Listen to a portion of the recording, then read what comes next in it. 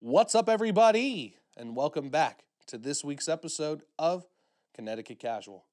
Today is a very special interview with a special segment called All Seem Lost, where we interview champions of adversity. And today, I'm sitting with Sarah Gallardo. She's the author of Hiding in Plain Sight, a glimpse into the reality of domestic violence. Sarah's story depicts a real and chilling portrayal on how domestic violence does not only discriminate and manifest itself in the most unexpected ways and places, it's a true story and provides an authentic description on one woman's journey through domestic violence and its devastating emotional, physical, mental, and spiritual effects on this individual. This award-winning book and Sarah's message is about overcoming adversity, defying the odds, staying positive all the while the world around you feels like it's crashing down. It's available on Amazon at paperback at $14.95. The link is in the description. Check it out and cue my intro. Connecticut Casual.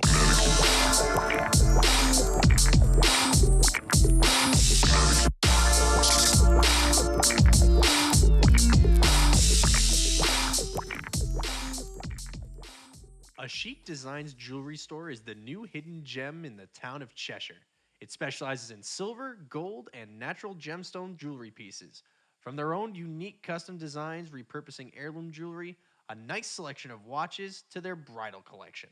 Most of their pieces are designed by designer and founder Fabi Jaguar, and then handcrafted by her artisans. If you are looking for something unique and special, stop by A Chic Designs located at 1081 South Main Street in Cheshire, Connecticut, or visit their website at www.achicdesigns.com. That is ACHIQ Designs. Your style, your design. And we're back.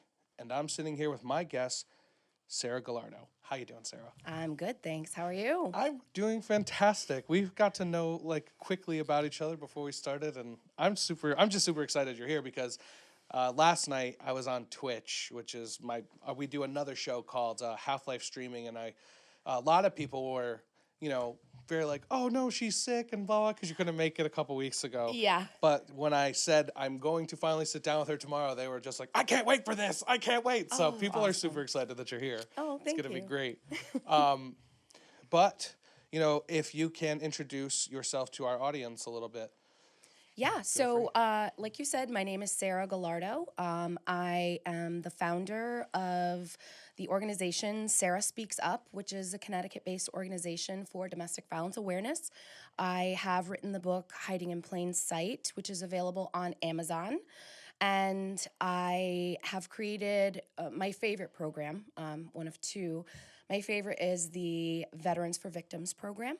And so with that, we have paired military veterans with domestic violence victims / survivors, and they escort them to and from court, and they stay with them while they testify against their abuser. And so we've done 2 pilots of this program so far. It's gone really well. In order to release this to the public, we do have a little more program development to do and some funding to get backing it up, but the concept works really, really well. Something else that I do is called a Fresh Start program, and that is helping survivors who are newly out of emergency housing get into a new apartment, and once they have, we get community donations of household items, and we help furnish their new space. Wow. That is amazing. Thank you. First, just Veterans for Victims. I love that program. That is really cool. Thank you. And just because we also have another guest who is in the realm of this I wouldn't say expertise, I don't know how to explain it better, but in this realm, she wants to come on the show too, and she's actually was just like, I'm waiting for her to come on, before I come on, and that she told me, the worst part about testifying is knowing that you have to walk in there. Exactly. And I was like, Yep. That's scary. Yeah. Well, so what people don't realize is the walk from your vehicle to the courthouse is one of the scariest times, because once you're in the courthouse, they have marshal presence, they have things like that. There are other people, there's public presence. And so something were to happen, there's video cameras, etc. But there are those times like in the bathroom, you know, walking back to your vehicle. We had one pilot that was done, and the woman went to court because she had no choice. It was a custody issue. The abuser did not show up, and she then became fearful that either he was at the kids' school to take them, or that he was on top of one of the surrounding buildings with a gun waiting for her to leave. That is... And that was a real true fear. We ended up having to get marshals to allow us to leave through a different exit because she was so scared. Wow. Yeah. Oh my God. And you put you just think about that. Like, that is, I mean, like, you know, as a man, you know what I mean? Like, I guess you could say that I'm weirdly grateful. I would probably never going to have that fear, but it does put me in this weird perspective of thinking about, like, you know, all the things that have been going on in the media and things that have been changing in the last couple of years about how, like, women really have gone through this. Yes. You know what I mean? Like, yes. And it's just like, that's why, like, a lot of these people who have, I'm going to get super preachy. I feel like that's been happening the last couple episodes. I'm sorry, but I think a lot of, like, times men shouldn't have a say in a lot of these things because we don't see through the lens, you know, and I don't think that any man, I mean, pardon me if I'm wrong, has ever had to have that type of fear before. What I do and what I try to do when I talk about this topic is be gender neutral. Mm-hmm. And I don't want to negate your comments because your comments are from you and from your personal experience, the way that you're filtering the things I'm saying. Yeah. In my shoes, I don't ever want to disclude someone because I have had male clients. Yeah, and that's, you know, 100% get that as the dynamic is very different. Yes. None of them ever come to me with the fear of, you know, their abusive female, you know, partner or ex-partner. And again, I don't want to disclude homosexual relationships either, because a lot of this happens. This is across the board. Yeah. There's no race, there's no religion, it's relationships in general. It's more of a personality type, which is narcissistic. Mm-hmm. And that is what we find abusers. So I thank you for your comment about coming from a male perspective. Yeah. I just don't want to disclude anyone. I want to make sure we're inclusive. Absolutely. I mean, like, even during the Me Too, you know, we had actors like Terry Crews, right, who came out and was very like, I love him. I know, right? It just almost made you like love him more that he was strong to do like, that. Like, as if we could even do that. Exactly, right? And like he just Patrick Stewart is another one. Just amazing how they just like come out and they were really real about it. And no, of course I'm not saying that men can't be. They could absolutely be. You know what I mean? It's just like you think about it in our like brain, like, you know what I'm saying? Like, I don't. Well, there's a typical understanding. There's a format that people automatically assume, and so if it's the aggressor, because typically speaking, men tend to be more aggressive than females. Mm-hmm. Typically, again, that is not across the board, but typically speaking, and so we have this. This preconceived notion that the men are most often the aggressors, the abusers in a situation like this. So I understand where you're coming from. But we should also, again, like you're saying too, we shouldn't paint men that one thing that I realized, like, through all my years of therapy is that men are painted in our society now that if you cry, if you show the emotion, you're a pussy. You're, lack of a better term, hide your emotion, don't feel, don't have these things. And lately it's been changing a lot. As the world changes, I think, you know, men are allowed to breathe a little bit, let that type of stuff go. And, you know, we have seen things that are just across the board that, again, I 100% agree. And, like, you know, just like we were talking before, brought us to that Johnny Depp question. Like, you know what I mean? That, you know, the media painted it that it was all him, but then it's coming out that it was her, and then we are at an equal balance that it was just them both. Well, it's a relationship dynamic at that point. Exactly. And then it turns into something that's ingrained into that relationship. And it's almost like, the way we communicate is, through X, Y, and Z. And just if it were a healthy dynamic, it would be that. And for them, it wasn't. Yeah. I think this interview is going to go so well. I'm so glad. But you know what? Now, I want to definitely shift focus. Well, just to piggyback what you were saying Go ahead. in terms of masculinity. So I know this is a term that's tossed around quite a bit, and that's toxic masculinity. Oh. But if you think about anything that's put under pressure, so scientifically or in emotionally, if you put someone or something under pressure, it is going to burst at some point, right? So what does that bursting look like? For men, is it society has expected me to internalize my emotions, and therefore my quote-unquote burst comes out as violence toward my partner? Does it come out as gun violence in a public place? What does that look like, and what are the ramifications of it? So like what you were saying, now we come to accept more of men who do show emotion, and that's okay to cry in public, in private, wherever they need to. Yeah. That's taking that pressure off. Yep. And so if we can accept things like that, I think we'll see a lot more, hopefully a lot less of these kinds of violent outbursts. And I'm not trying to make an excuse for the violence. I'm just saying that something under pressure is inevitably going to burst. Absolutely. That is like Makes the a lot of sense. best way to put it too. Like it is true. Like, yeah. I mean, the more we could have I don't even like the term. I mean, like you may like the term. I don't like the term safe space.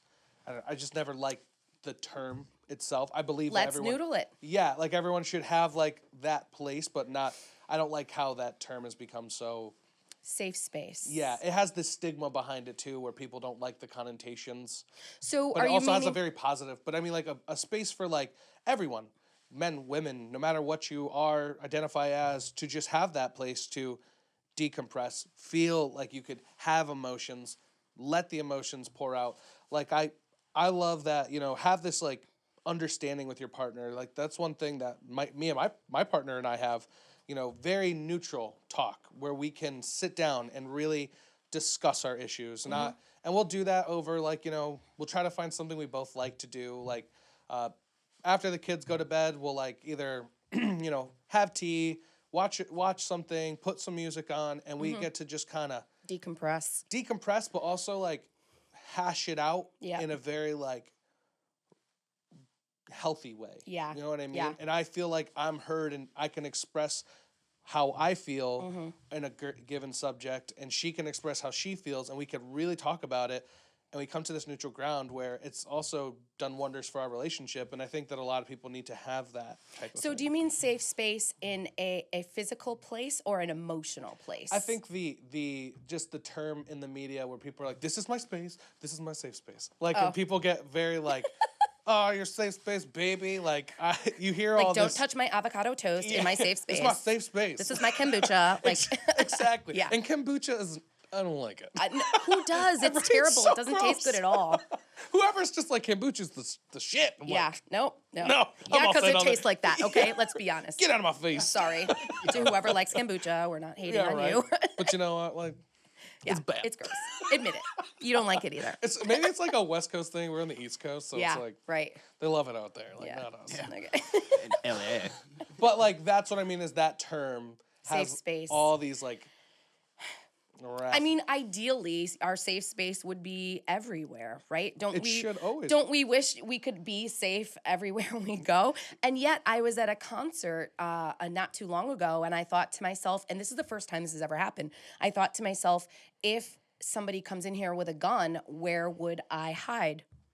Do you know that thought goes through my brain every day? Does it? Yeah, absolutely. Like movie theaters I don't even like grocery to go to them. But see, and that's the thing. But what you're saying is, I don't like to go to these places because the possibility of this thing may occur. And now, if we roll that over to domestic violence, and then speaking up about domestic violence, I don't want to speak up because something bad could happen to me as a result. I don't want to tell the truth because someone might get upset. I mean, I've gotten threats from other people's abusers, abusive people who I don't even know them. You know, I've literally gotten physical mail to my home address from someone in prison. Like, that's a real thing. And Because you're stirring it up and they're like, stop. Yeah. But you know what? You're a woman who's overcome. You know, some people, toxic masculinity. Yeah. That's it right there. And there was a time, actually, I performed one of my poems. It was for at the Women's March on the steps of the Capitol building in Hartford. And I had gotten a threat not too long before that. And there was a discussion about, should I even go? And it got to the point where I was like, you know what, guys? Because my board and my friends and my family, should she even go? This is like a public thing. People know you're going to be there. Should you go? And I'm like, you want to know something? That's the whole point of this. Bottom line is, I am going because make or break, this is the point. We can't allow fear to silence us because then the quote unquote bad guys win. Yeah. I'm just not down for that. Absolutely. Yeah, stand your ground. Exactly. Come on. I already like you. I love the book. So, I mean, I'll tell you, for everyone listening, it is a quick read. Yes. But it is such an intense first chapter where I was like, I had to put it down for a little bit. Wow. Because it definitely, in my personal life, just through the experiences I've seen and witnessed and gone through as a kid, it was just so, first off, it's crazy to see that somebody can do this. You know what I mean? Can do this to somebody, but as well as the survivor can come out and do what you do. You know, it moves mountains. Just like, you know, we were saying too, the one thing that about when these things happen and abuse happens and we can champion it, we come out so different that we're able to mentor people the right way. We're able to identify things that are wrong 100% and help other people champion. And all you want to do, I feel like that's something that happens as you like see the world around you. All you want to do is just be like, no, that's wrong. I want to help you. Let me help you. I can do this. I'll figure it out with you. Yes. Like you just want to be like, you know, I tell my guys, like, you know, never waste time. The biggest thing that I ever did was I wasted time being silent. I wasted time doing this. Don't do that. You know what I mean? Absolutely. Which brings me into one of my first questions for you. That when we take a deep dive in the book, you had Christina Pettit say that Sarah's transformed from a scarred abused victim to an empowered woman standing on her own, running her own foundation. Do you feel like you are truly transformed from this? Or do you still feel like that you're a victim through this? Do you still feel that scar? Or do you feel like that scar is different in some type of way? All right. So this is a really loaded question, and that's tricky, bro. It's a really loaded question, but I'm glad. I don't I don't beat around the bush, and so I appreciate it. Let's just dive deep. Honestly, I'm really, really glad you're asking this because there's such a negative connotation to the word victim, and I want people, whoever hears this, whoever has any discussion about ever being a victim, there is nothing to be ashamed of. If you find yourself the victim of childhood molestation, of rape, of sexual assault, you know, we have survivors who have survived disease. So cancer, nobody asks a cancer survivor, you know, do you feel ashamed of having been a victim of this illness in your body? And I think that there's a certain crossover. So people don't make that leap because they say, well, an illness, they don't have control over that. Maybe the person smoked, maybe they didn't. We could go down that rabbit hole, but that's not why I'm here. The point is, in a an emotional relationship, you don't choose to be abused. You find yourself in that situation. Can you leave at any time? Yes. Yes, you can. Will your dog may be murdered? Possibly. Will your family may be murdered? Will you may be murdered? Possibly. You don't know what's going to happen. And the fear that that person implants inside your mind is so pervasive that sometimes the safest thing to do in that moment is to stay. I've been in situations where, in domestic violence organizations where they look at a person's, they have like a printout sheet, and it's almost like we check boxes and do a lethality assessment. For some people, things are so dangerous that for a time, the safest thing to do is to stay, not rock the boat until everybody gets their ducks in a row and we can do an immediate extraction. So to tell people sometimes the safest thing to do is to stay, that's a hard thing to swallow, because everyone wants to believe that it's time to go, it's time to go, it's time to go. Not even to mention a person's choice. It's frustrating to watch someone choose to stay, but it is ultimately their choice. Unless they're ready, you could take them to another state and they can find a way back, because love is strong. Love is one of the strongest emotions, if not the strongest. And so until that person can get it in their mind and in their heart that, because you can love somebody and know that they're no good for you. Absolutely. You can love someone and leave them and still mourn and grieve that person's, like, the loss of them in their life, but know that I'm choosing love or breathing today. I think the question about being a victim, I mean, for me, I think that I was a victim, and I will then, part of me will always be a victim. Just like I took dance as a kid, part of me will always be a tap dancer, I have that skill set. I can still do a little shuffle, ball change kind of a thing. But it doesn't mean that I, at this moment, sit in the victim seat. It doesn't mean that at this moment, I make choices from a victim standpoint. So I think it's important to validate the people who feel like victims right now. It's not a choice. And what I did actually, so by definition, by Webster's dictionary definition, a victim is a person who is deceived or cheated. So it's not something that they've chosen. And it's important to validate that. Again, coming back to the choice that they do have, a lot of times the abusers, they like to take away their personal power, think that they are completely dependent on the abuser, so like they can't live without them. You want to empower that person, at the same time validate the hell that they've most likely been through. Yeah. Damn. yeah, just brush your shoulders off. Okay. But I think the always have you, like you say, you always will be. Yeah. And I think that the biggest thing that did happen. Yes. I have to validate that did happen. And I think through what you do now in your foundation, that you can still tap into there, but grab the empathy to empathize with others. Right.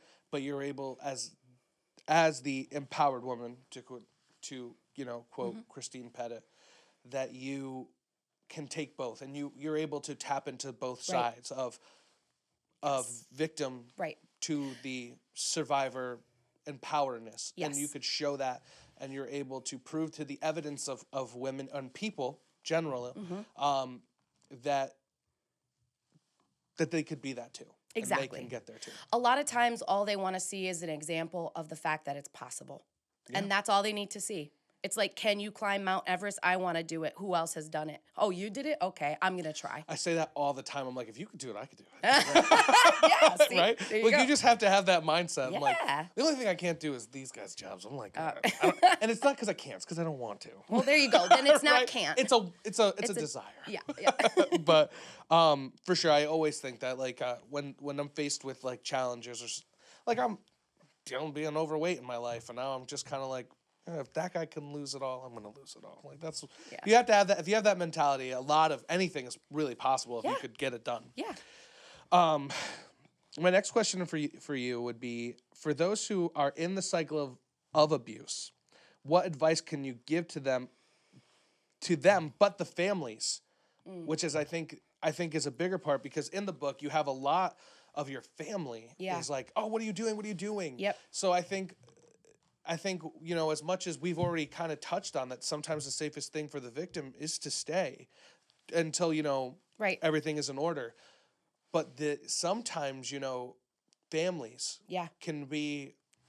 They can make it more difficult. Exactly. They can make the situation even more toxic, whether it's just like, are you stupid? Are you this? Are you that? And it's like, end of the day, you could see what they go through, but you don't always know what's going on. Right. In other parts of the book, you're even saying, Scott, that's what we're refer to him as. Yep.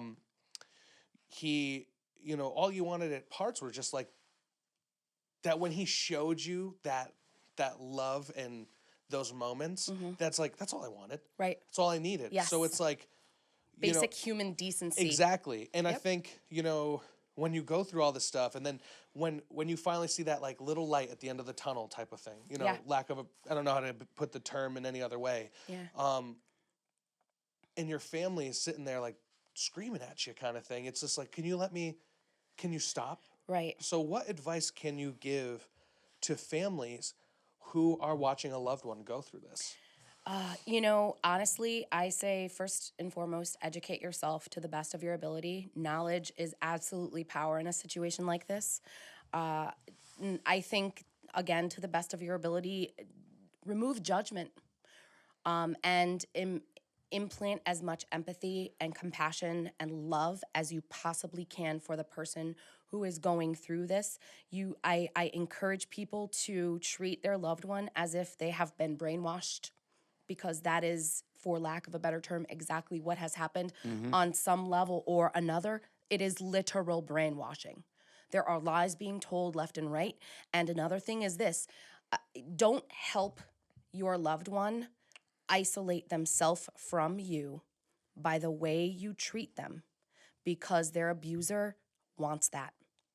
You are helping the abuser create space between you and their loved one and your loved one, and quite possibly you may be their last hope.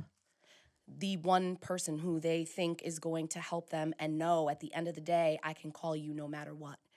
And so if you are angry, I suggest that you seek therapy. There are groups where you can talk to other people. There are online forums where you can have these discussions. You can go to domestic violence organizations in the state of Connecticut or nationwide. You can talk there. You can call a hotline, and you don't have to be the one who's suffering with domestic violence firsthand to get that advice. And these numbers you can look up online. It's easy peasy to find out. They will help you. They will guide you. If you need someone to vent to, find a friend, find a significant other. Especially with illnesses, we talk about the circle of influence. And so the circle of influence, in this case, the victim would be on the inside of the circle. The family would be the next circle around it. And then around that would be their friends, coworkers, et cetera. And then around that would be like grocery workers, bus drivers, et cetera. And what we say is, don't dump inward, dump outward. Look at who's around you. Do not dump on the victim. That person is dealing with enough. Yeah. Don't help their abuser by making their life harder, because what's going to end up happening is they can easily just not call anymore.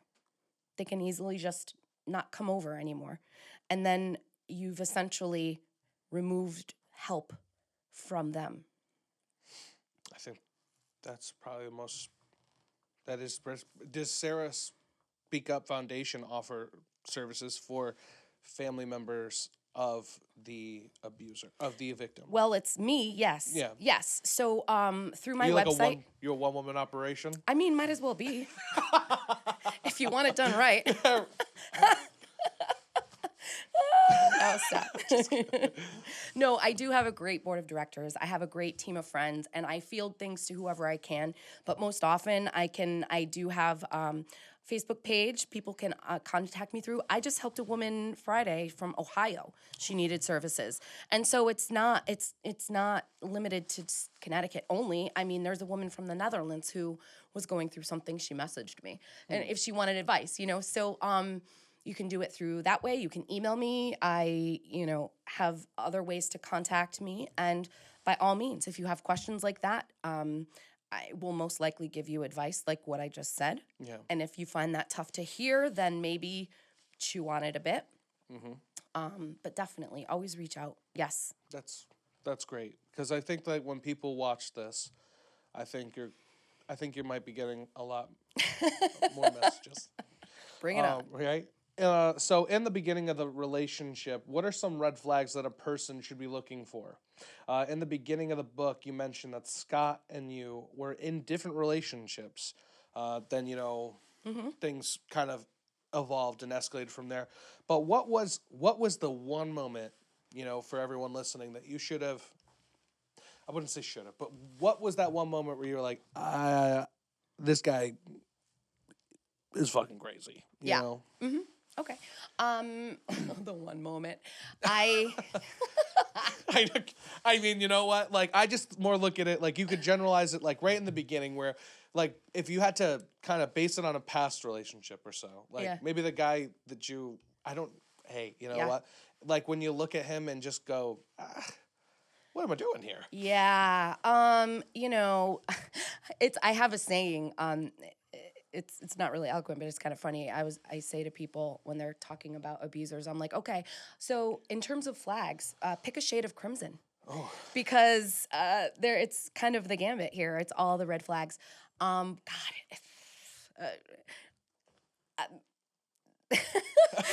many. There's so many. There's not really one moment. I think part of it was, he did come from straight into my house from another relationship. That caused a lot of turmoil.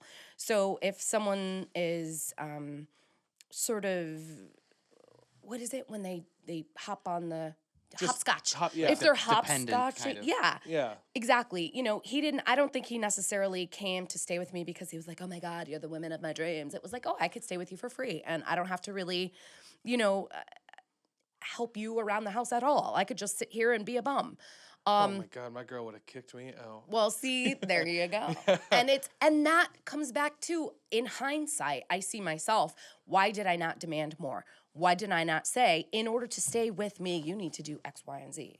I did that toward the end with him, but not in the beginning. And so in a way, I set a precedent where, sure, you could do whatever you want. And, all I want is someone to love me, But you know what? As much as we probably laugh about it now, but that's sometimes that's really powerful. Yeah.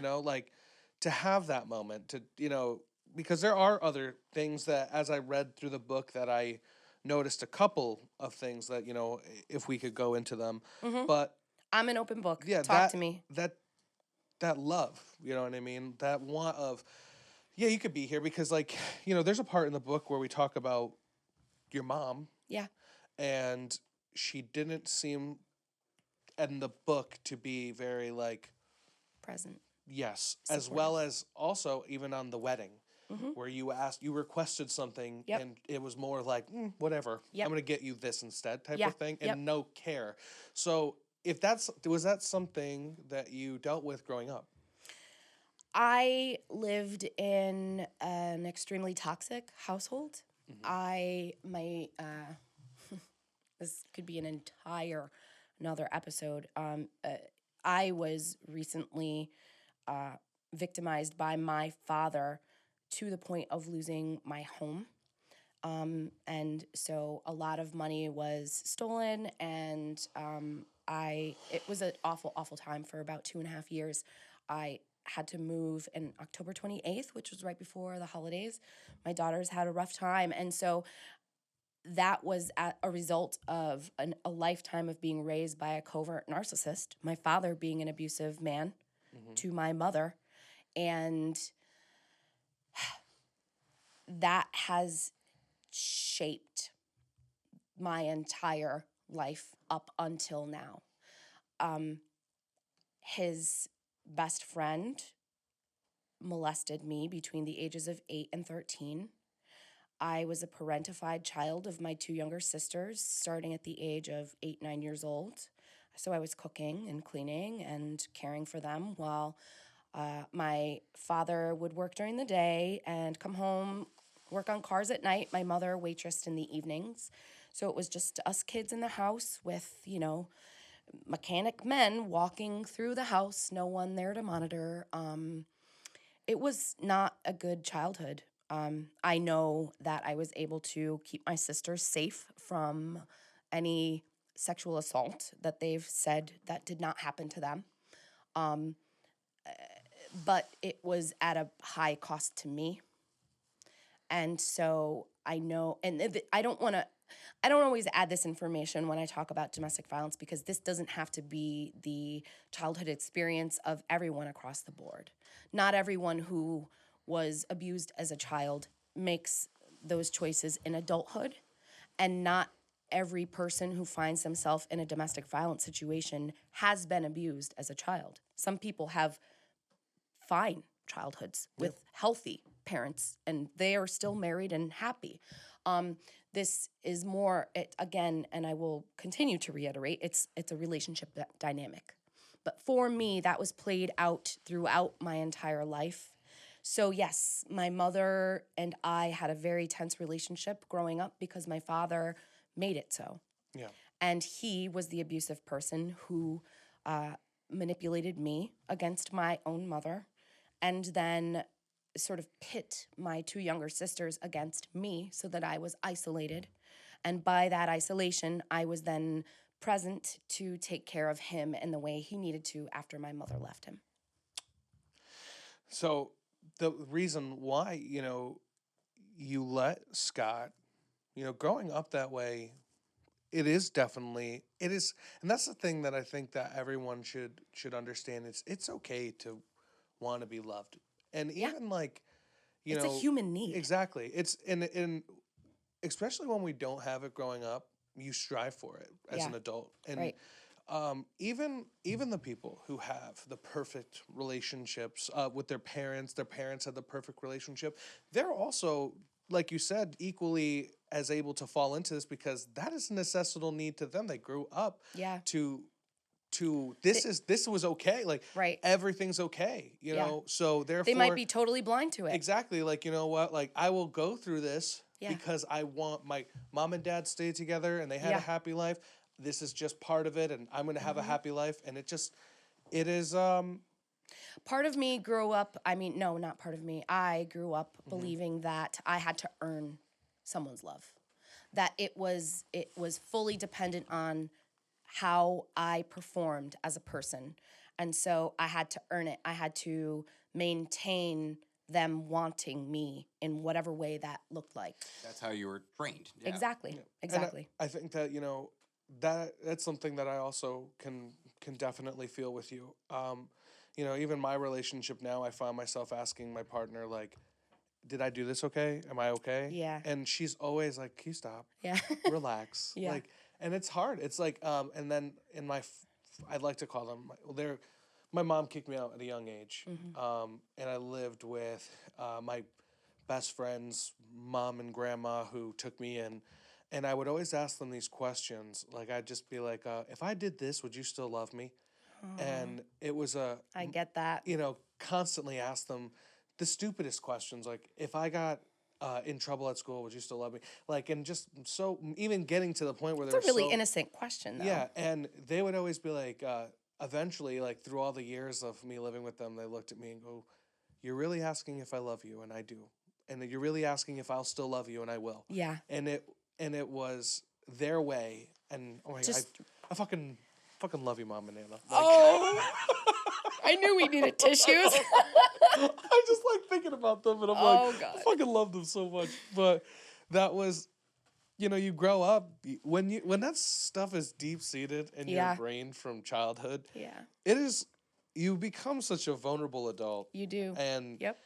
And I've gone through moments in my life where I was angry. You know, I was just Yeah. like the angry boyfriend. One thing I will always say is I'll never be physically abusive, but sometimes that's not even the worst part. You're You know, right. when you're mentally and emotionally abusive, Yep. there's equal amount of damage that a Sometimes physical more. abuse. Yeah, because you always remember what people say, and Yep. that's where I was like, oh, come on, dude. Like, I got into therapy. I always like, I went to my mom and Nana all the time and talked to them. And I now I always, like, they would always tell me, like, you're going to have daughters. Like, that's what they say. You're going Yeah. to have daughters. And Yeah. that's going to be your like, redemption period. And then now it's like, I would kill for my kids. I Yeah. love them. Yeah. I, like, empower them. And I'm Yes. like, you're the best. You're the best. And, like, my daughter came home and she was just like, some kid called me stupid. I was like, you go back there Yeah. and you tell him that you're the smartest kid in the class. Yeah. Like, get out of here. Exactly. You're Yeah. not stupid. Like, Right. and you now I'm in this, like, moment in my life where I'm like, I'm gonna love everybody and I'm gonna be the best. And I think, like, it takes a lot of time for people to get there. Yeah. But when you do get there, you also still have trials. You know, do you ever have intrusive thoughts that just come your way? I'm sorry. So I have what's called CPTSD. It's complex PTSD. Same. Okay, and so that let me explain the difference. PTSD itself is what someone who survives one largely traumatic event. So hypothetically speaking, someone survives 9/11. Yep. And that is pervasive, that changes the rest of their life, but that is one event that has that domino effect. CPTSD is one person experiencing a series of traumatic events over the span of their life, and that complex is in the name, but obviously it's a much more complex series of It's like mental training. It is. Yes. Like, You yeah. just Yeah, have exactly. like how, because when I got, I guess, diagnosed with that as Yep. well, my therapist put it to me and the behavioral analyst put it to me as, you have a little smorgasbord of Yeah. traumas. Yeah.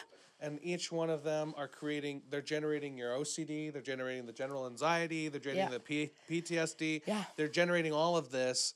And, like, because the biggest thing of why I was like, I need to go on therapy, I need to really, like, Yep. get back into it, was I noticed when my youngest daughter was born, I'd have the most intrusive thoughts, and I hated them. And I, like, started reading about it, and it was Yep. just, like, acts of, like, things that, like, I would be like, I'm just sitting here, like, feeding a bottle, and Yeah. I'm just, like, thinking I'm gonna be the worst person on earth. And you just think about all these things, Yeah. and it's just like, what the fuck? So your brain ends up in a way. This is kind of how I've learned to process that. And again, I don't think it's something that really goes away per se. There are tools to manage it. Mm-hmm. So I always encourage people to do one-on-one therapy. I have also recently found what's called EFT, which is emotional freedom techniques. That is through a hypnotist that I work with. Her name is Joanna Dunsing, and she's out of Milford, Connecticut. But honestly, I could not praise her anymore if I tried. I've done hypnosis. Awesome. And so she does something with me. It's called tapping, which is, and I'm, like, highly recommending this to you, to be honest. Like, Is it where you, like, actually talk about, like, so I have a therapist right now in New Haven. Yeah. And her name's Rachel. I love her too. Yeah. She says, because I have a complex of doubt in my brain. Yeah. And she's just like, do you know that doubt's trying to teach you something? And let's tap in and experience where that's from. And that's where she brings me into, like, the center of where doubt is. Mm-hmm. And that doubt is its own Entity? It's its own entity of Chris. And that I should build a relationship with that doubt. And I should build a relationship, even anxiety, that I think is so cursing to everyone and to everything. I think it's the worst fucking feeling, sorry. That she's like, do you know anxiety's trying to help you in some ways? So that's a really nice reframing that she's doing, because she's taking the fear out of it, isn't she? She's making it like, if you make friends with anxiety, then Yeah. how could you be angry at anxiety? Yeah, then but she's very, like, they're trying to teach you something. Yeah. And they're both trying to protect. Your anger's trying to protect you, and then when I tap in, it's like anger saved me when I was, like, homeless, because that fuel of, like, anger at my mom and anger at these people and anger at everyone who did this to me kept me out of drugs, kept me out of, jail, kept me out of a lot of situations in my life. And it's like anger driven. But then sometimes you give that emotion too much power, and that emotion can become your life. Yeah. And that's what she's trying to help me build a relationship with all of them. And it's really cool. I like, and then I did EMDR. Yeah. Which was really great too. Yeah, With the little EMDR buzzers. is another great tool. Yeah. For me, I'd like to revisit that. At the time, I don't think I was ready when I tried it. I found it re-triggering. Yes. But I mean, I think that's a matter of, first of all, who you're working with, and second of all, what point you are in your healing process. So you really need to self-assess as much as possible and be honest with yourself. Am I ready for this? Or, if you're afraid to try it, I fear can keep us safe too. Yeah. So I'm not an advocate of fear. I'm not. Sometimes I'm like, F you, fear, whatever, da-da-da. But, fight or flight, it's like if a dinosaur is chasing me, I should probably run. I love the analogy. Yeah. But, yeah, I mean, fear, anxiety, things like that, like mine, but sometimes we give it too much power. Like, we were saying before, like, you want to go to the movie theater, but you're scared like a shooter's going to come. Yeah. Do you know how many times, like, I've almost cursed myself because I'm like, come on, man. Yeah. Like, come on, Like, you're missing out on, like, concerts. You're missing out on, like, movies. You're missing out on just friend gatherings. You're missing out on all these things. That brings you to, like, quality of life questions. Exactly. Where it's like, now I'm like, I'll have to, I'm a big believer. If you watched last week's episode, we had the remedy on. Now I do CBD, and it's super helpful. Yeah, my aunt does that. She loves it. Yeah, it's like, so that's been helping, like me being like, I'm going to go out and hang out with the guys. Yeah. Yeah. But, the types of therapy for trauma it's I say give it a try. Find what works for you. Yeah. And if you have any questions, talk to somebody who's been there. Talk to a professional. Do some research. Yeah. But healing is definitely possible. It is not a pretty process. I would not ever promise that to anyone. But real healing, it shouldn't be.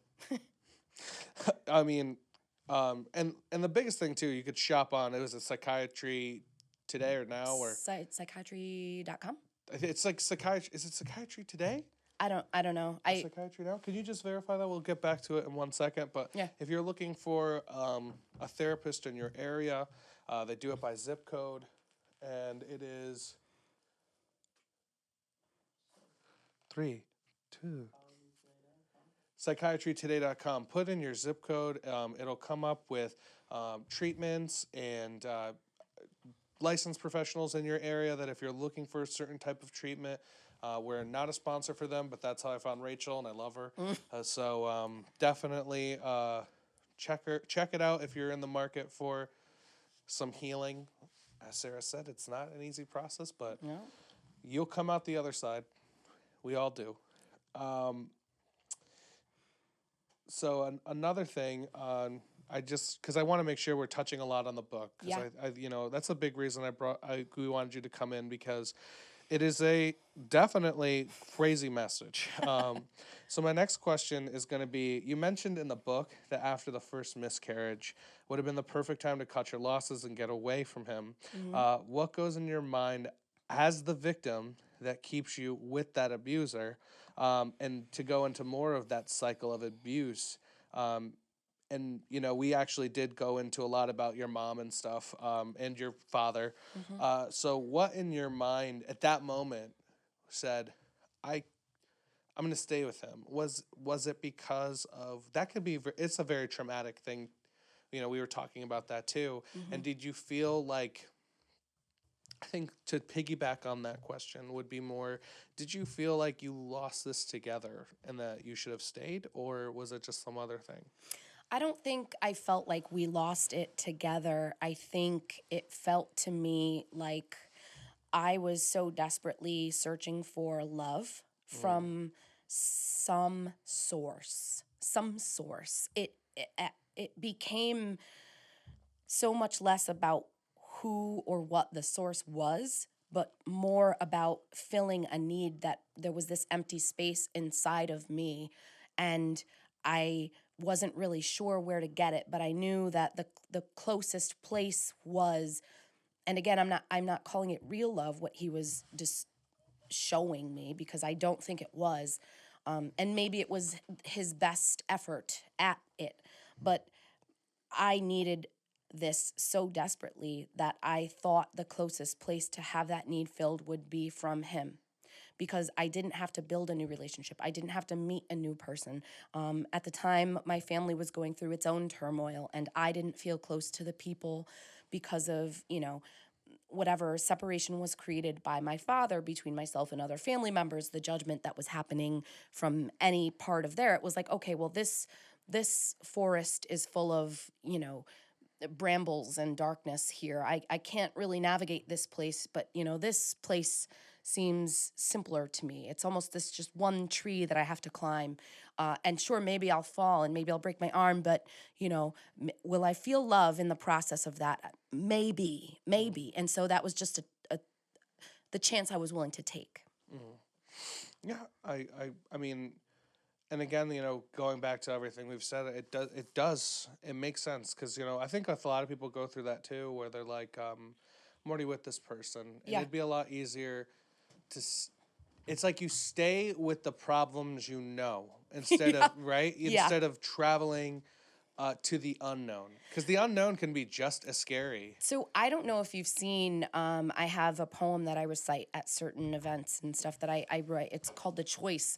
I know it by heart, but there's part of it that says, the choice to stay and throw her life away or leave for the unknown. And that's literally what it says in the poem, because that is the choice that we are all faced with when we're in an abusive relationship. Should I stay and most likely throw my life away? Where are you going to go? Well, I don't really have a say over that. It's this person's, calling the shots over here. But should I leave for the unknown? Is it going to be scarier, harder? Sometimes it is. Some people, the immediate fix, if that's emergency shelter, if that's going to a family member's house who you don't quite get along with, maybe it's uprooting your children, whatever that looks like, the immediate fix might feel harder than living your day-to-day life in that abusive situation, because that's all you know. Yeah. But I can promise you that at the other side of what is so different and foreign and difficult and new, on the other side of that is the kind of life you get to build yourself. So eventually you begin to make your own choices. Eventually you do get your own place, and your kids do settle back into school, and there is a new normal that is built. And that's sometimes scary for people from whom the power has been taken. They don't know what it feels like to be in the driver's seat of their own life anymore. And so the thought of that is so scary to them. They're almost like, I don't know if I would crash us all. And quite frankly, if you have an organization, a DV organization with whom you are working, if you have a therapist and a social worker, those people can help guide you making those life choices for yourself and your children. You are not alone in this. You are not alone in this. When you were going through, when you were working, I can't tap into exactly remembering, but The waitressing. Yeah. Oh my God. You had that and the dog grooming. Yeah. Did any of the managers there? Well, I ran the grooming shop myself. Okay. So really, no one was there to see or witness anything. In terms of the waitressing, people did notice. There was one cook in particular at the place who really, really did not like my ex at all. He always noticed, because he'd walk out to see, what's going on here, and is this all set and whatnot. And if anything, the times he was standing in the window, or times, that time he came to the restaurant, the cook was not happy at all. Yeah. He was almost like a big brother kind of guy. For those who are listening, he would, oh my God, he would go to your business. He'd wait for you outside. Yeah. Or then sometimes he would have the balls to go in there, sit in your section, order food, not pay, say that the food sucked. Yeah. He was, right? Yeah. Like, what the fuck? wow, you know. Yeah. And then He ate lobster while I ate bread. yeah, And then I paid for it with my tips. yes, Yep. that was just like I'm like Insult to injury. exactly. Yep. You kind of like sit there and you're like, Yeah. like I said, when Crystal and I read the book together, like because I read it, then she read it, because I'm not the strongest reader. Okay. Like, you know what I mean? But she. I'll read it and then she'll quiz me on everything. So it's like, and then she'll be like, remember this? Yeah. And I'm like, yeah, that's Yeah. pretty, but we like, just to make sure that's always an effective of questioning, she always helps me out. And like, that was one thing that even she was just like, oh my God, like it was like, I get like he's a super big scumbag, but like, that was like one thing that was even just so much crushing, because it's not only like, a lot of abuse happens behind closed doors. Yeah. But he was such a piece Brazen, of, like, that he would just go to public to do this. Yeah. And like, and that's not even, it doesn't even stop there, from, the woman in the club to, Yep. being out with friends to, all these things that he didn't care about. Right. Humiliating you. Nope. Well, that's part of it. Yeah. That's part of it, actually. And part of him controlling how I act is going out in public and me, quote unquote, behaving as best I possibly can in order to avoid being humiliated. Because you see, if I behave, if I am good enough, then maybe this terrible thing won't happen. Which, when you come to that, the chapter, The Falling, it's like, I am faced with this god-awful, inhumane choice, and I choose to handle it on my own, because that is something that I could not possibly imagine being made worse. So I deal with it by myself. I think one of the saddest parts in this book was there was a part you were driving home with him, and you were looking out the window at everyone else's houses, and you would imagine what that perfect family was like. And I think that was the part that resonated the most with me in the book, because you hate one thing. I maybe you can agree. You would almost like go to like friends' houses as a kid and be envious of them. I did. Right? I was. Yep. Exactly. When you're just like, yep. How come you get this and I don't? And you just like kind of grow up to be so envious and sad, and it's like an empty childhood type feeling. And I know I felt that a lot. And to know that you felt that so like into your adult years is just so heartbreaking. And I can only, I think like, because I know I used to feel like when I would ride home, I'd be like, how come, I bet this guy's like dad like loves him, I bet this, and it's I think that was the part in the book that broke my heart the most. Like through all of it, it was probably the saddest part. And yeah, I'm sorry. I'm just thinking about that now, and Tissues. I'm like, fucking yeah, it's the worst. Next time. But I think that which drives me to another question, just because, do you find that after the miscarriage and through this humiliation, is that what kind of drove you to substance abuse? And do you find that to be common in a lot of domestic violence, survivors and victims, that they turn to substance abuse to cope? Yes, absolutely. Not only for myself, but for other people. Yeah. And again, particularly speaking for myself and, referring to the book, talking about alcohol and the drinking, it's legal. Yeah. It's legal. There are certain things you can't do while drinking, but alcohol itself is illegal. Yeah. And so you can get away with, and now, it's common, women that's like stitching bitch or like wine and whatever, and just, I'm bringing a bottle and it's like cocktail time or 5 o'clock somewhere, you know? And so it's acceptable in our society. And if you're suffering underneath, like behind closed doors, you can go to your friend's house and just drink and it's fine. They're going to do it too. If you go home and for me, it was a way to escape when that was the only escape that I felt that I had. And a lot of times when emotional pain is so deep and so ingrained in your life experience, you need some kind of relief somewhere. And you don't want that relief to be difficult. Like I love yoga, I love meditation. Please, guys, this is not anti that, but it's not the easiest thing to start with, right? So there's a learning curve. Yeah. You have to work at it. I don't want to have to work at not hurting.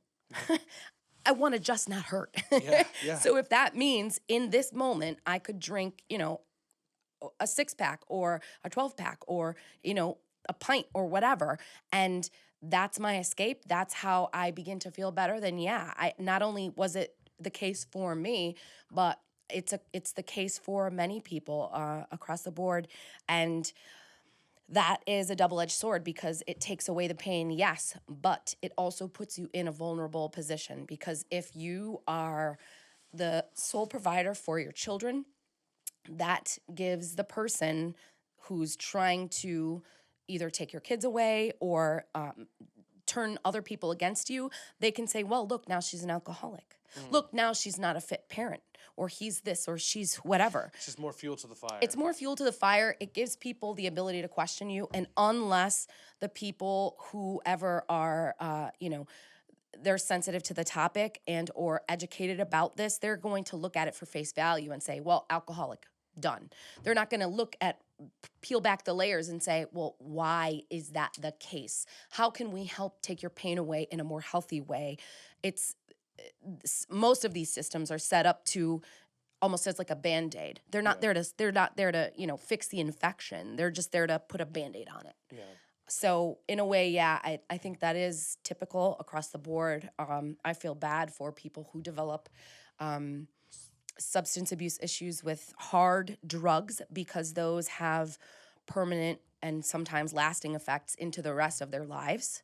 Alcohol is no better. I'm not saying it's better, but it's just we've got sort of the spectrum of choose your shade of bad. Clean substance that might be a good viable option would be CBD from the Remedy. Yeah, There you the go. Remedy, right? But I think that, it does. CBD is definitely helpful for anxieties and these types of things. I think that because we're already at an hour, but we're gonna push through, because I really want to get a lot of some of these things. Some of these things I really feel like are important for a lot of people. One question I really wanted to ask, but I did not want to ask it too early. There's a part in the book where an EMT, sees your arm, I believe, right? My neck. Your neck. Yeah. Neck. Yep. And the problem in this experience was he asked you what happened in front of your abuser. Yes. Obviously, he probably suspected some type of domestic violence. And do you feel like now we should, and do you feel like maybe the system has changed? I don't know. But do you feel like mandated reporters like this, like teachers, like EMTs, these people, when they suspect abuse, they should find the time to ask this question away from the suspect of the abuser? Yes. And how do you feel like we can do that in our society? Like, how do you feel like we can implement this training now? So this is a great question. This is really very important.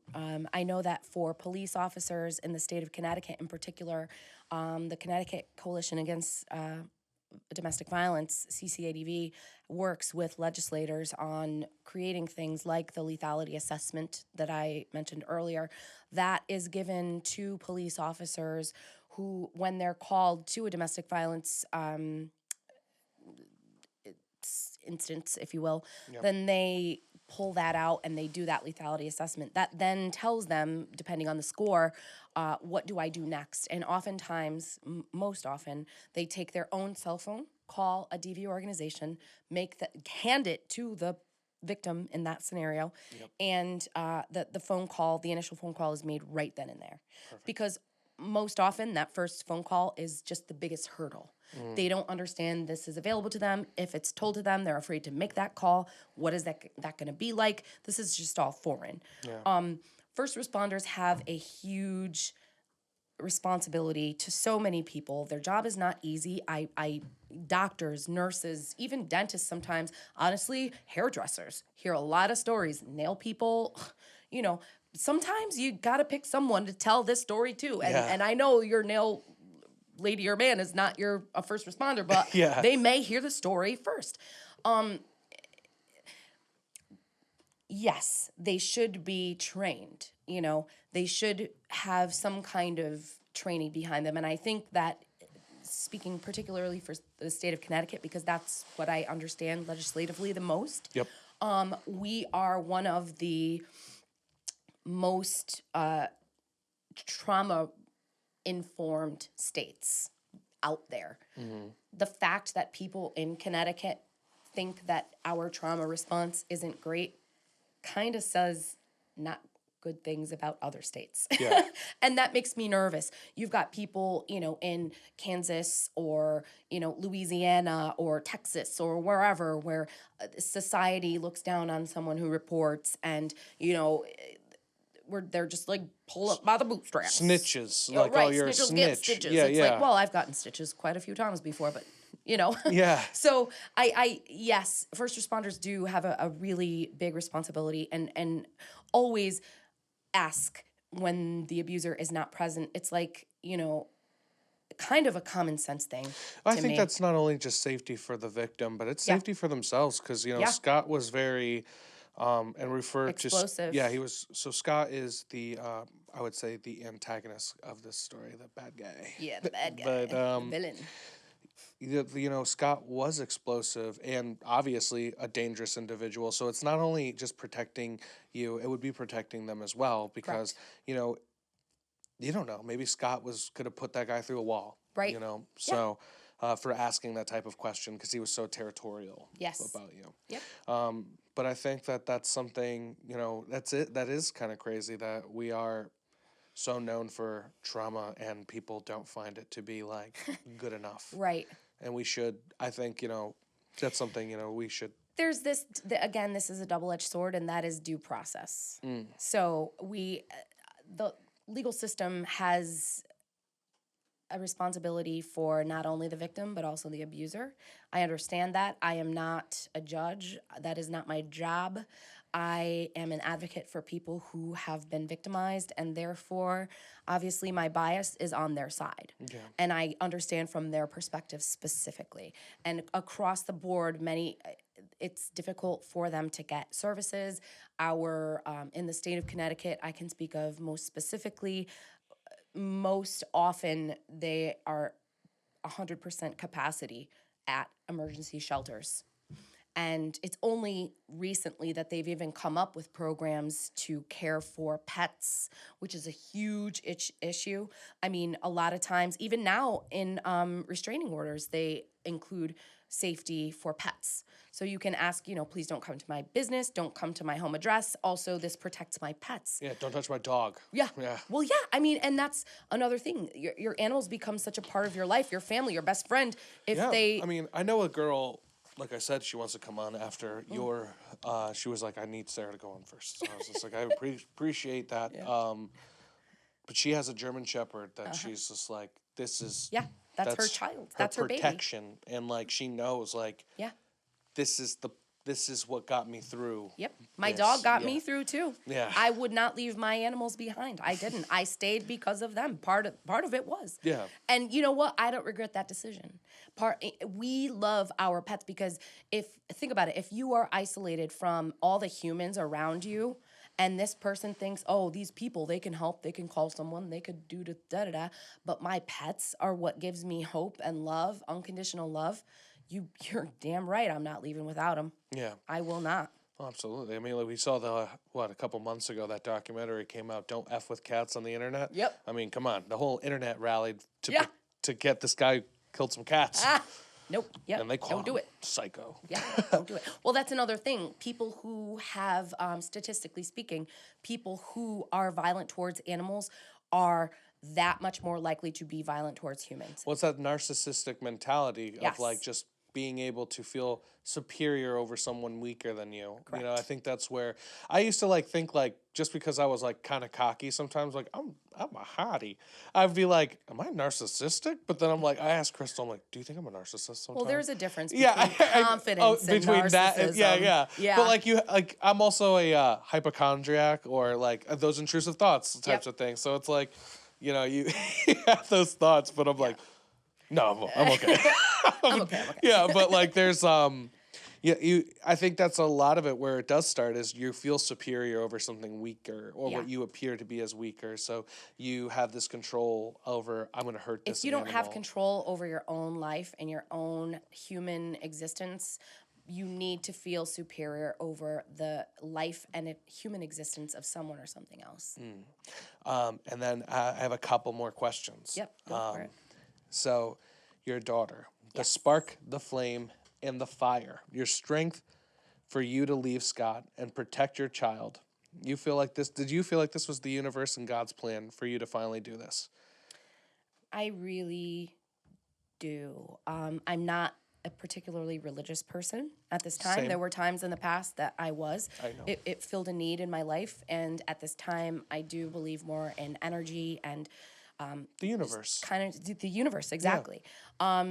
I do believe that she was a necessary part of my life. I know for a fact that if it weren't for her, I would be dead by now. If not by him, then myself. Does she know that? Yes, I tell her. She probably doesn't get the gravity of it yet. But you know what? Let's hope she never does. I think that the big thing about you being a parent, I think that I feel like I know your children are going to grow up to be so empowered. You have daughters, right? I have one daughter. One daughter. One daughter. That they're and do you have other children or no? Just one. Just one. Yep. She is going to grow up to be a very empowered, strong young woman, and I can imagine that she already is. Well, she pushes back against me, so 12 years old. Yeah, They're what are you getting gonna there, do? but I think that But she has the ability to do that, Yes. which is a beautiful thing. It's like I'm not a dictator mom. I do have to be the disciplinarian, and I do have to be the compassionate, soft Don't you one. hate when that happens? I do, yeah. But it's just like, you know what? I love the fact that she could be a pain in my ass because that's 12. Yeah. That's 12. Be 12. Do Yep. that. I mean, you know. I'm right around the corner. I know it's gonna come. I know, Emma I was is- gonna tell you that. Emma is gonna be like, Dad. Yeah. Can you get the f out of my room? And I'm gonna Yeah. be like, huh, Yep, that is coming. my heart broke. But I'm gonna be like, don't you speak to me that way. You will, but also I'm leaving. Yeah. I would just be like, Right. I'm the softie now, so I would just be like, Crystal, my daughter hates me.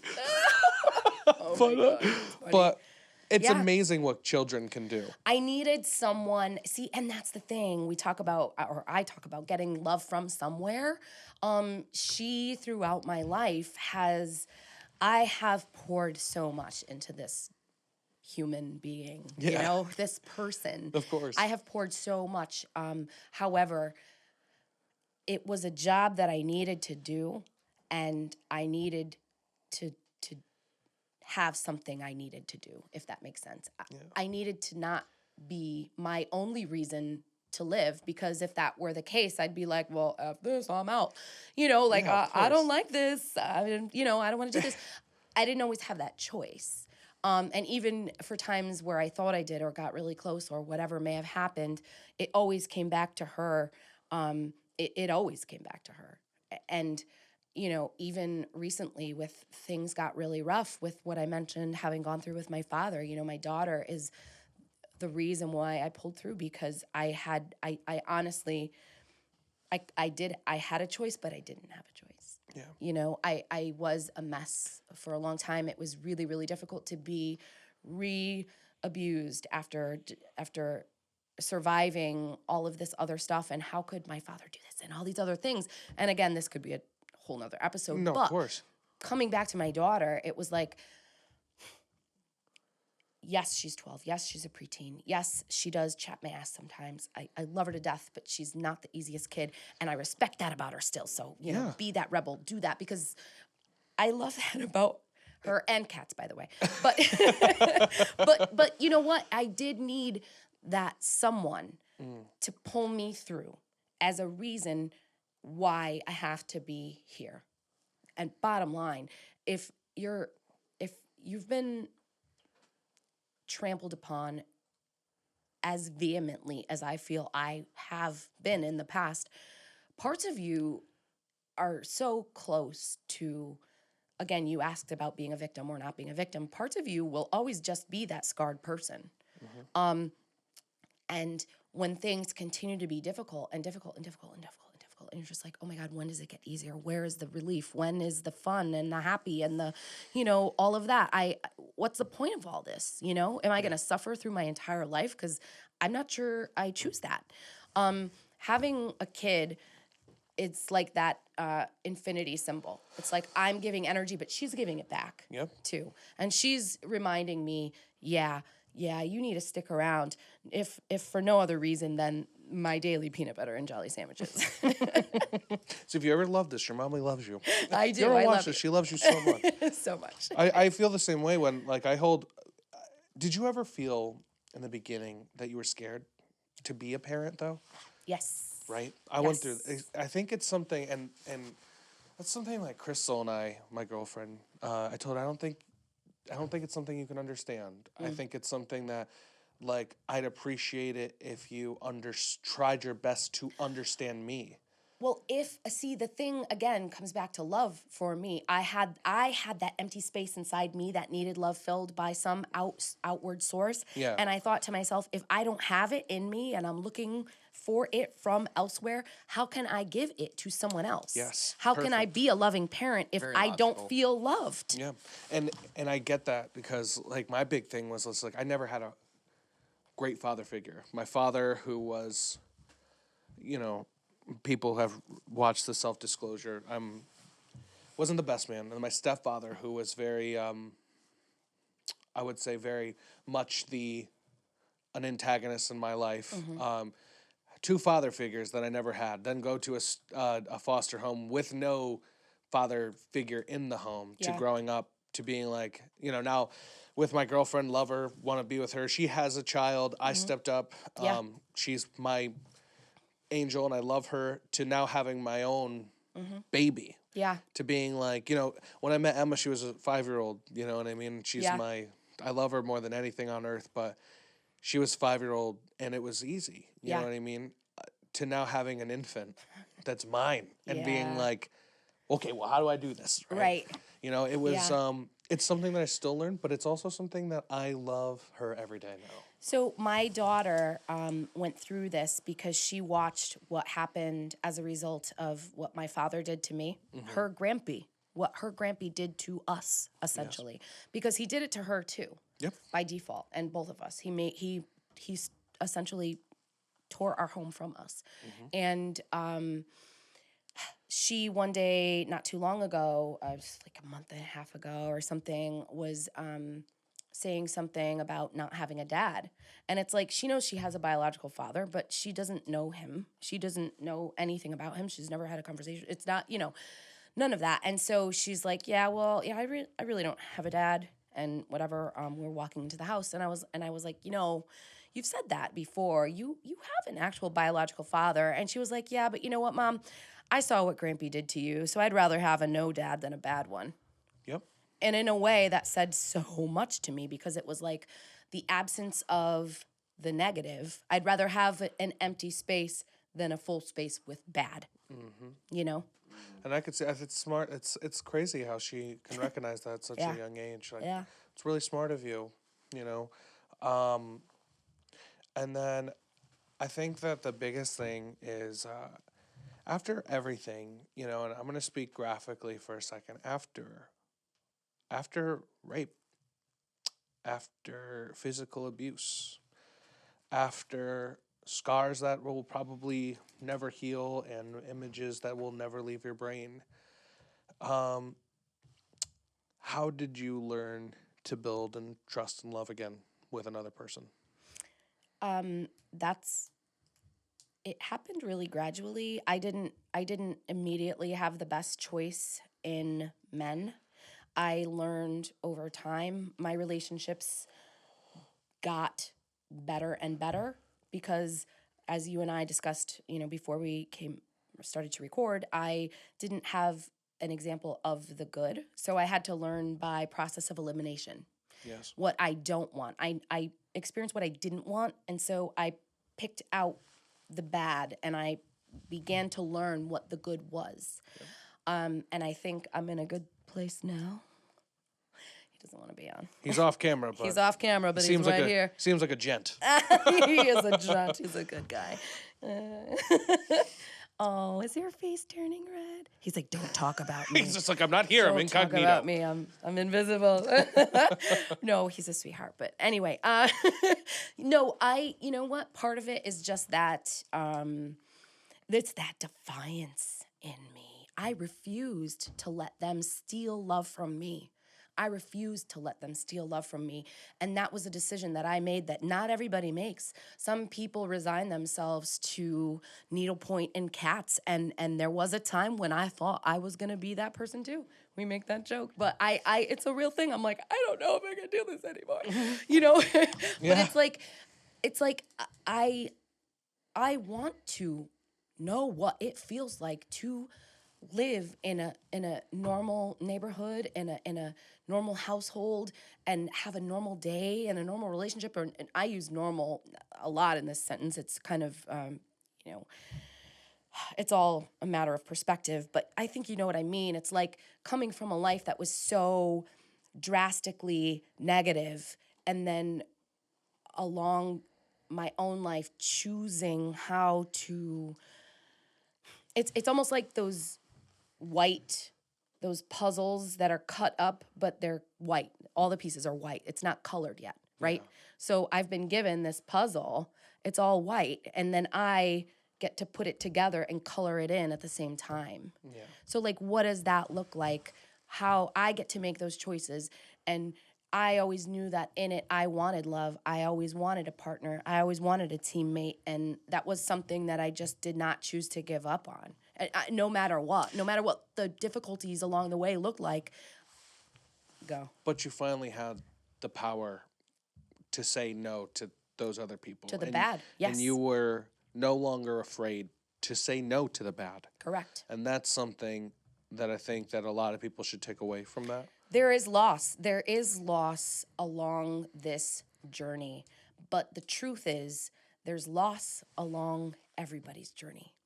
Whether you have had a normal upbringing or not. Somebody's going to get sick. Somebody's going to lose a job. There's adversity everywhere. So don't think that you are alone in that. This is the human experience. Yeah. And so often, we as survivors of all these adversities have it in our brains that like other people have it better than us.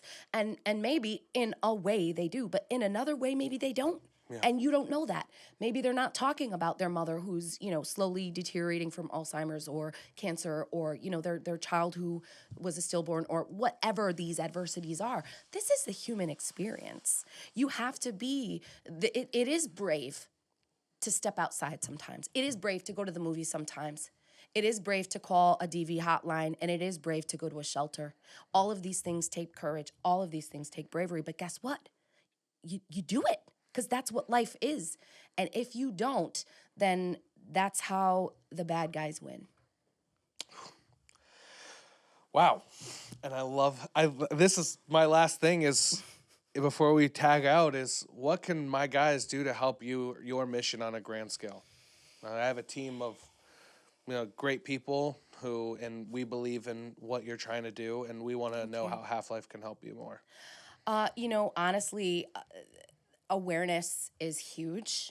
Getting the hotline numbers out there, sharing the website, not even necessarily mine, but the fact that people know there are numbers to call at any time. Family members too, this is a big thing. If they know the numbers, it's like my mom ended up being one of the people who got me to the center that I went through, and that ended up changing my life. First of all, awareness. So getting the word out is key.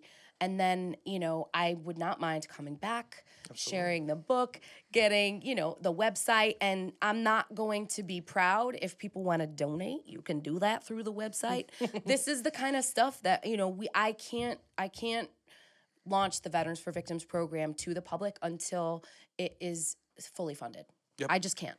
And it's a great program. Not only the fact that PTSD is a commonality between veterans and DV victims, we want people to know that other people understand what they're going through.